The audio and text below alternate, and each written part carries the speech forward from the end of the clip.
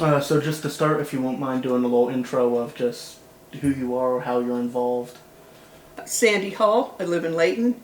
I'm a survivor of the Tux Island Dam project, and the house that I'm living in is actually a house that we moved from the Tux Island project to here in beautiful downtown Layton. When I heard about this proposal coming into play, I was really concerned about the fact that there's no data, there's no backbone to this proposal. It's simply a lot of fluff. And in that fluff, I saw a lot of dangers for the surrounding communities and for the environment, particularly the Delaware River. That's why I decided to get involved with this. So I had a couple of my neighbors came to me back in April of 2022 and said, yeah, would you like to get involved in this? And I said, absolutely not, because I had done my time. And then we talked more about this proposal, and then I read it. And that was a death knell for me. I had to get involved in this. I had to try and stop it.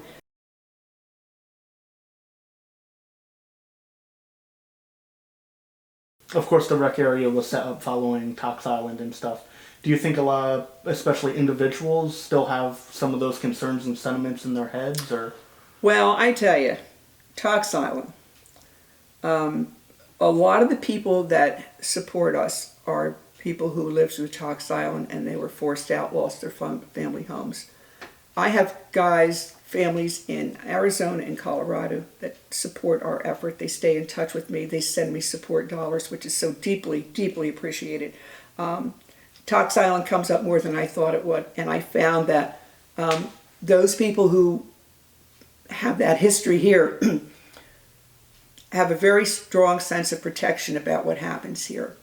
They are still angry, they're resentful, they're sad, they're frustrated that this has happened. And as I said to so many folks, what happened here in Tox Island should never happen anyplace else, the whole law of eminent domain. Unfortunately, in some cases, it's still in play. However, everything that happened here with Tox Island, a really sick and sordid, twisted history up here, that was then.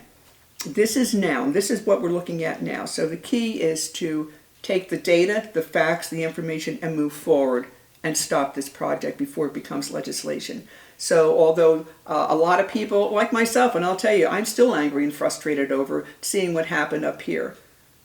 But again, that was then. So how do you take that anger and frustration, turn that into productive movement to get this area protected and not have a national park designation? That's what we're working on. And is there any concern still of, once the national park takes effect, of continuing eminent domain? And absolutely, absolutely, absolutely.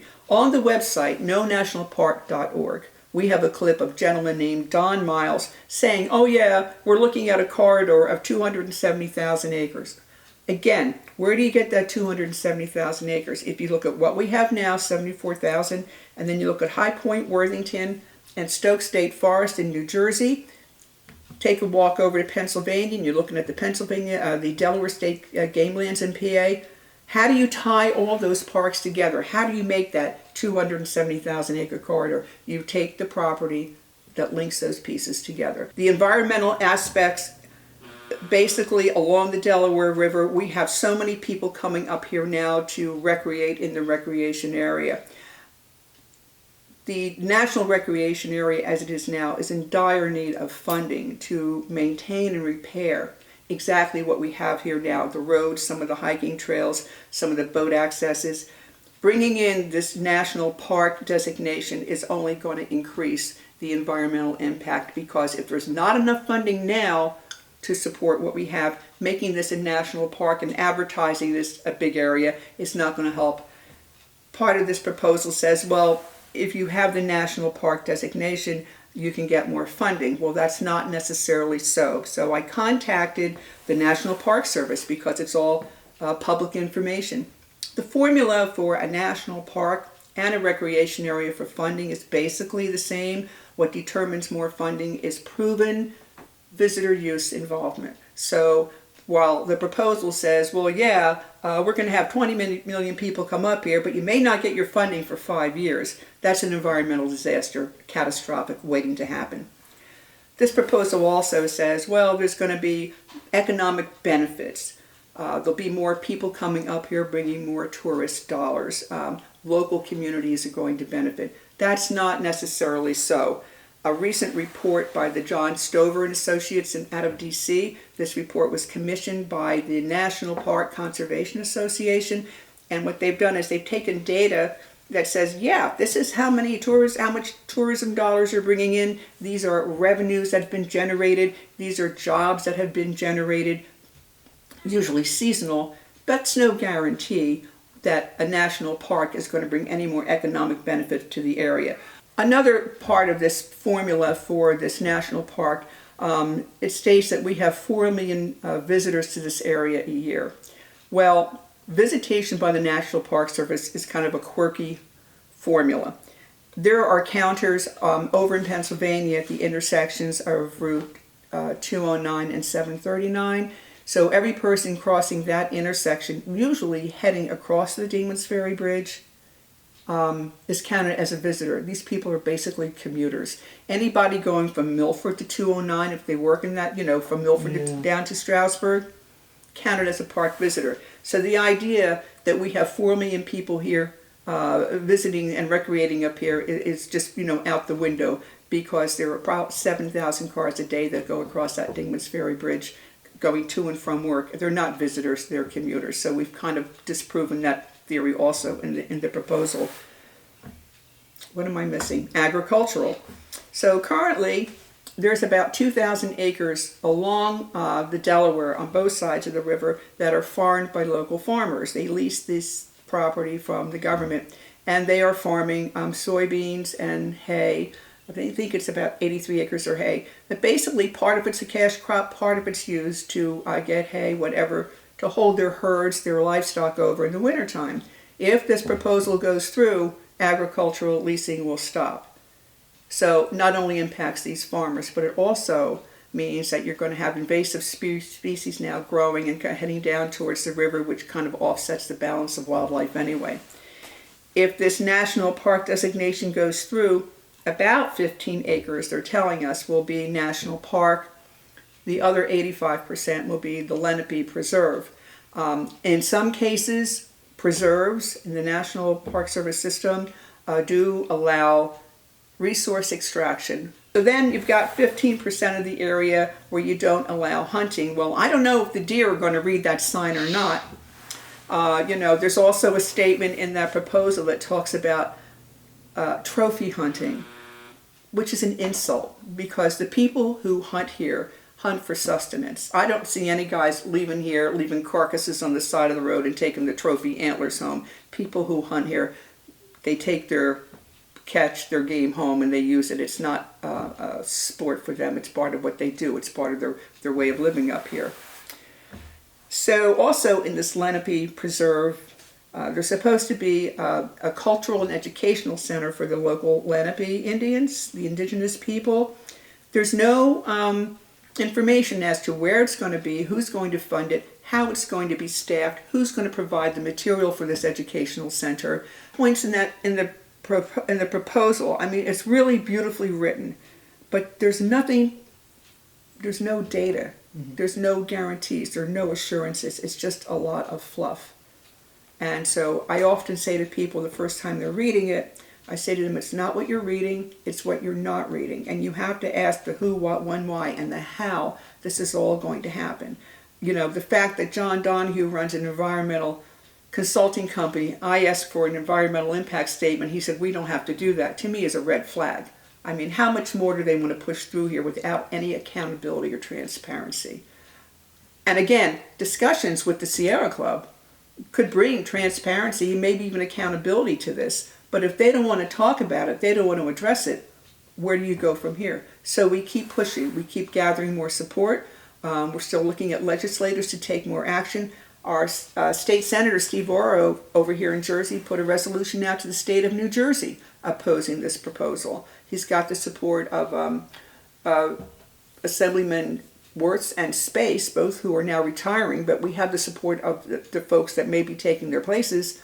So we're not stopping, we're not backing down.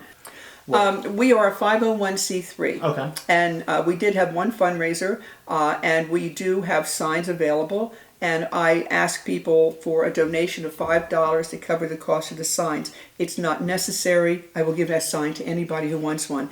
I appreciate their support. I have folks who, at our fundraiser, randomly walked up to me and said, here's $20, put it towards the movement. People are passionate. Some people give me $5, some people give me $500.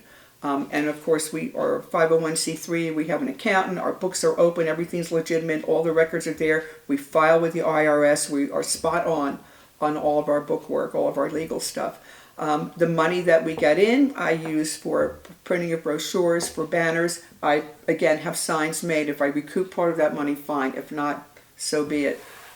We set up a Facebook page. In probably the last 14 or 15 months, I've got 4,436 people who are also concerned about this proposal and the damaging effects it's going to have, not just on the Delaware, not just on the environment, but also on the surrounding communities that border in Pike and Monroe, Sussex, and Warren counties. So part of the problem is getting people educated, letting them know what's going on. A lot of folks didn't know anything about this. So I went to my township committee in March of last year, and I asked them to sign a resolution opposing this proposal, conditionally, looking for an environmental impact statement, agricultural and economic impact statements. My township wrote a beautiful resolution, and of course they passed it. And I took that resolution as sort of a template to other municipalities in Sussex County. And then I went down to Warren County and did the same thing. And then we went over to Pike and Monroe County in Pennsylvania. We've had very good results there with local municipalities, all of them opposing this proposal. We continued to work with local municipalities, reached out to our local congressman in New Jersey and in Pennsylvania. We have the support of Congressman Cartwright in Pennsylvania. We have the support of Congressman Gottheimer and Keene in New Jersey, as well as our state representatives on both sides of the river.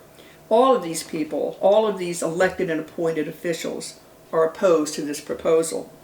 Also opposed to the proposal is the Delaware River Keeper Network, and this group is located down towards the Boonton, New Jersey area, I think it is, and they are basically the watchdogs for the Delaware River Basin and for the Delaware River. Make sure there's no polluting, no fracking. They've been instrumental in preventing fracking, particularly on the Pennsylvania side.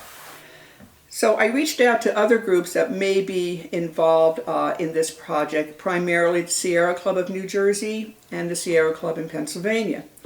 New Jersey finally, after I guess one might say they heard us, they've been watching our website, they know we've been actively opposing this, finally withdrew their support of this proposal in January of 2023. Conditionally, in that lack of support statement, was the statement that they wanted to form a committee to look at future protections for DWA and surrounding communities.